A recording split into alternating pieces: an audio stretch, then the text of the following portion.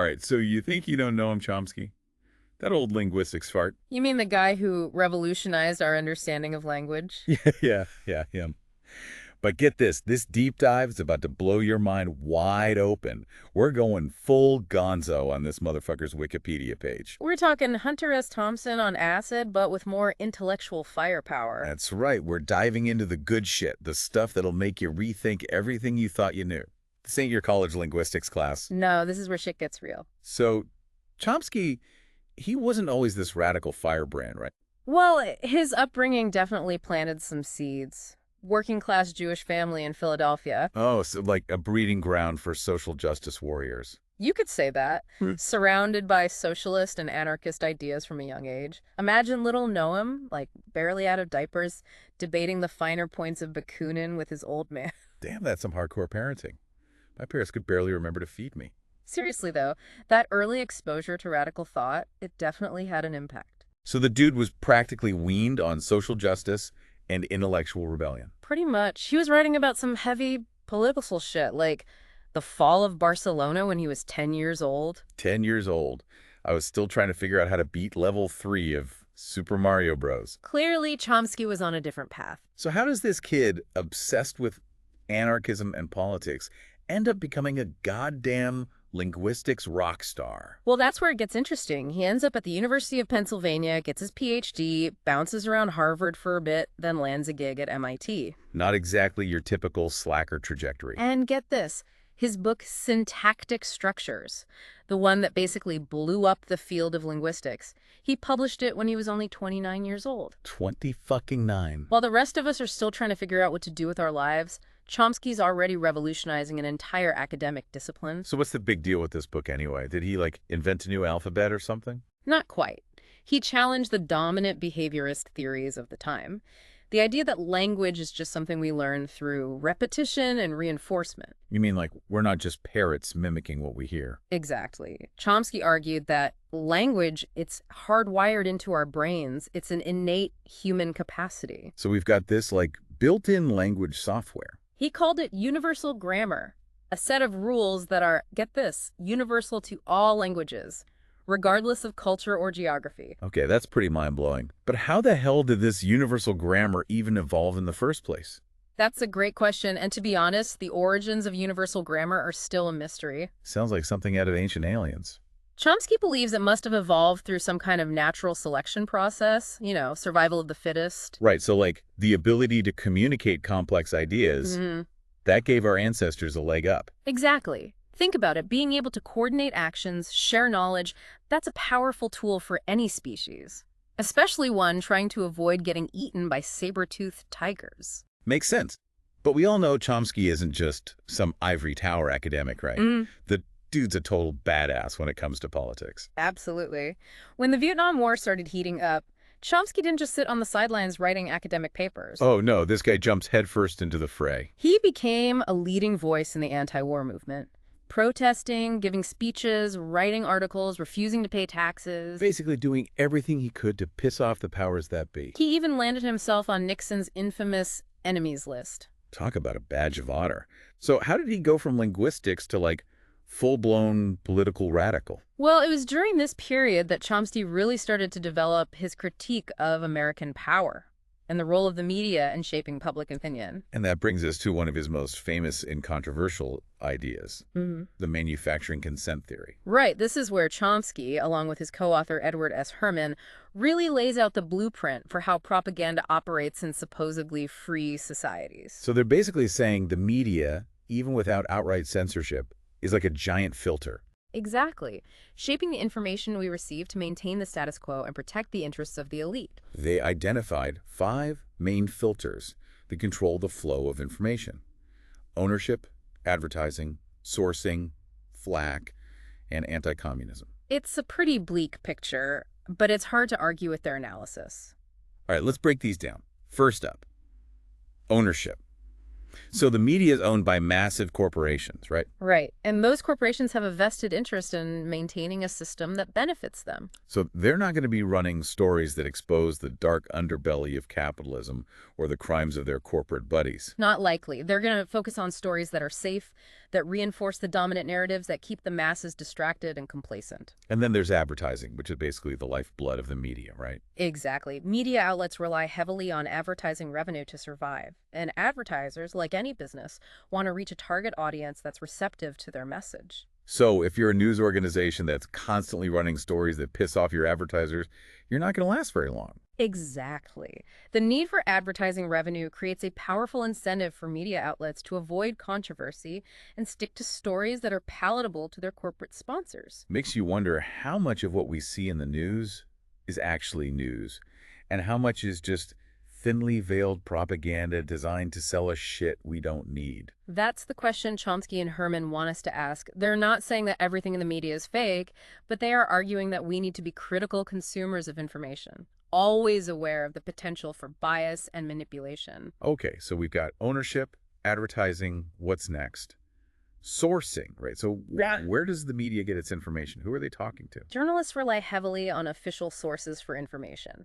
Government agencies, corporations, think tanks, so-called experts. But those sources often have their own agendas, right? They're not exactly neutral observers. Of course not. They're going to spin the information to make themselves look good, to promote their policies, to protect their interests. So the news becomes a kind of echo chamber where the same narratives get repeated over and over again, even if they're not actually true or representative of the whole story. That's a major concern, especially when you consider the next filter, flak. Flak, as in the stuff they used to shoot at planes in World War II. What the hell does that have to do with the media?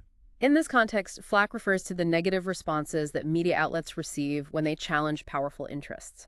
Think lawsuits, boycotts, smear campaigns, accusations of bias, pressure from advertisers, even threats of violence.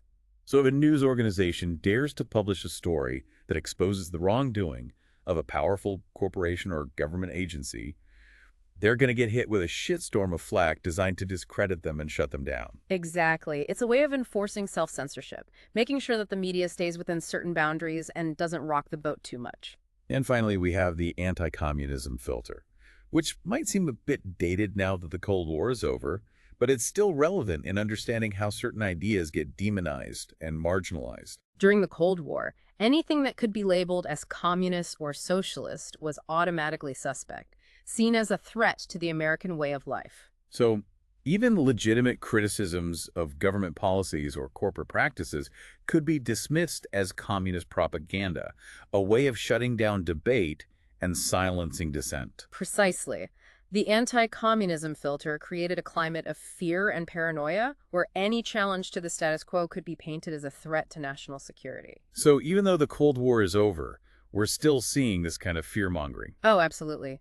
This demonization of opposing viewpoints is still a powerful tool used to control public opinion and limit the range of acceptable discourse. All right, so we've got these 5 filters: ownership, advertising, sourcing, flak, and anti-communism, all working together to shape the information we receive and the way we see the world. It's a complex system, and it's not always easy to see how it operates. But once you understand the mechanics of it, you start to see these filters at play everywhere. Yeah, it's like putting on a pair of X-ray glasses, allowing you to see the underlying power dynamics and the ways in which propaganda is used to manipulate our thoughts and behaviors. Exactly.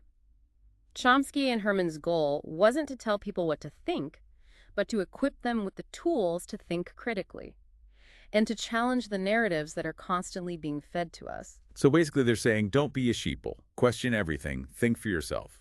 That's a pretty good summary. And it's advice that's more relevant than ever in today's world, where we're bombarded with information from all sides, much of it designed to manipulate and exploit us. All right, we've covered a lot of ground here, but we're just getting started. Next up, we're going to dive into one of Chomsky's most controversial moments, the Forreston affair. Oh yeah, this is where shit gets really hairy. Hold on to your hats, folks. So last time we were dissecting Chomsky's manufacturing consent. Yeah, we ripped the mask off the media and exposed their bullshit propaganda machine. Those 5 filters, man. Ownership, advertising, sourcing, flak, and anti-communism, keeping the masses nice and docile while the elites run the show. It's fucked up, right? But you know what's even more fucked up? This whole Forreston affair. Ah, yes, the Forreston affair. That's where things get really spicy. Seriously, remind me who the hell is this Forreston guy? Okay, so Robert Forreston, he was this French professor, super controversial. Controversial how? He was a Holocaust denier, straight up claimed that the gas chambers were a hoax, the whole Nazi genocide thing was exaggerated. Okay, so this guy is batshit crazy. What the hell was Chomsky thinking defending this dude? See, that's the thing about Chomsky. Hardcore free speech absolutist. You mean he believes everyone has the right to say whatever the fuck they want, even if it's batshit crazy? Pretty much. Chomsky sees it as a fundamental principle. He even wrote an essay called His Right to Say It. So he wasn't defending Forreston's ideas, just his right to spout that nonsense. Exactly. Chomsky drew a clear distinction there. Defending someone's right to speak doesn't mean endorsing their views. I get it, but defending a Holocaust denier, that's, bold. You're telling me Chomsky got crucified in the court of public opinion. People accused him of being a Holocaust denier himself. Which, of course, he denied. Vehemently. Yeah. But the whole thing blew up into this massive controversy, especially in France, where Holocaust denial is a crime. So was Chomsky just being naive, or was there something more to it? Well, I think it was a mix of things. He genuinely believes in free speech, even for the most reprehensible ideas. Okay, sure. The principle of the thing. But he also saw an opportunity to expose the hypocrisy of those who claim to champion free speech, yet silence dissent when it suits them. Yeah, like, I defend your right to say it, but only if I agree with you. Exactly. The Forreston affair sparked a debate that's still raging today. Where do we draw the line? When does free speech become dangerous? Tough questions, man. All right, let's shift gears for a second and talk about Chomsky's political philosophy. He calls himself an anarcho-syndicalist. What the hell does that even mean? Sounds like something out of a Mad Max movie. It does sound kind of badass, right? Like a post-apocalyptic warlord or something. So break it down for me. What does an anarcho-syndicalist actually believe in? Basically, it's a form of libertarian socialism. It emphasizes worker control of the means of production. Direct democracy, no state. So, like, a world without bosses or governments. Sounds pretty utopian. It's a radical vision, that's for sure. Some people say it's unrealistic, impractical. Yeah, human nature and all that. But Chomsky argues it's the only way to guarantee true freedom and equality. So how would it even work? Wouldn't it just descend into chaos? He believes that humans are inherently cooperative and capable of self-governance. Okay, so, like, we'd all just get together and decide things collectively. Sounds like a lot of meetings. Probably. But Chomsky would argue that those meetings are a more democratic form of governance than what we have now. Fair enough. So we've got anarchism, syndicalism, direct democracy. What else is on Chomsky's political hit list? Well, he's a pretty fierce critic of capitalism, sees it as inherently exploitative and destructive, prioritizes profit above all else, leading to inequality and environmental damage. Yeah, he's basically saying capitalism is rigged. Shocker. He's also highly critical of American foreign policy, calls it a form of imperialism designed to maintain American dominance globally. Not exactly pulling any punches there. Nope. And let's not forget his views on the Israel-Palestine conflict. Ah, yes, the Israel-Palestine conundrum. That's where he really pisses people off. He's been a vocal supporter of Palestinian rights for decades, argues that Israel's occupation of the West Bank and Gaza is a form of apartheid. Didn't he even compare it to apartheid South Africa? He did, and that's drawn a lot of criticism from supporters of Israel. But Chomsky's never been one to shy away from controversy. Not at all. He speaks his mind, even if it makes him enemies. And in this case, he's been one of the most consistent voices speaking out for the Palestinians. He's actually traveled to the region, met with Palestinian leaders, written extensively about the conflict. So we've got a guy who's a brilliant linguist, radical activist, critic of capitalism and American imperialism, and defender of Palestinian rights. That's a lot for one man. He's a force of nature, always challenging us to think critically, to fight for a better world. So what's he like when he's not dismantling capitalism or giving the U.S. government a piece of his mind? That's what we'll explore next time. The man behind the myth, his personal life, relationships, and his lasting legacy. So we've spent the last 2 episodes balls deep in Chomsky land. The linguistics, the politics, the guy's a goddamn intellectual ninja. A one-man revolution, you could say. But we've only seen one side of him, right? The public intellectual, the radical activist. Yeah, but what about the man himself? Is he just constantly ranting about politics and shit? Actually, from what I've read, Chomsky is a pretty down-to-earth guy. Kind of surprising, right? Yeah, I pictured him like brooding in a dimly lit room surrounded by books, plotting the downfall of capitalism. Well, apparently he's got a dry sense of humor. Loves baseball, even. Big Red Sox fan. Baseball. Seriously. Hey. That's not exactly the most radical pastime. He even wrote an essay about the political significance of the game. Sees it as a metaphor for the underdog versus the powerful. Okay, that's kind of cool. But what about his personal life? The dude was married for like a million years, right? Almost 60, yeah. To his first wife, Carol, they had 3 kids together. Seems like they had a really solid relationship. 60 years, damn. That's impressive. She passed away in 2008. Chomsky was devastated, understandably, but he found love again a few years later and remarried. Spends his time between the US and Brazil now. So even radical revolutionaries can find love. Who knew? But let's get back to Chomsky's impact on the world. What's his legacy going to be? That's the million-dollar question. His influence is so huge, it's hard to measure. Give me the highlights. What's Chomsky's greatest hits, so to speak? Well, obviously, he revolutionized linguistics, Yeah. universal grammar, the innate nature of language, all that. His ideas have influenced psychology, computer science, even philosophy. Yeah, and he's got a bee species named after him. Not many people can say that. True. But I'd say his biggest impact has been as a political activist and social critic. He's been challenging power, exposing hypocrisy for decades, inspiring generations of activists and thinkers. Yeah, the guy's a total badass. Right. But let's be real, he's 95 years old, and he had that stroke. Is anyone even listening to him anymore? He may not be making public appearances these days, but his writings and lectures are still widely read and studied, and his ideas continue to resonate, especially with younger generations who are, disillusioned with the way things are. So even though he's not on the front lines anymore, his voice is still out there. Absolutely. Chomsky left behind a massive body of work that will continue to challenge and inspire people for years to come. So what's the takeaway for us, the regular folks, trying to make sense of this crazy world? What can we learn from Chomsky? I think it's about thinking critically, questioning everything, not just accepting the narratives we're fed by those in power, recognizing that we have the power to change things, but only if we're willing to fight for it.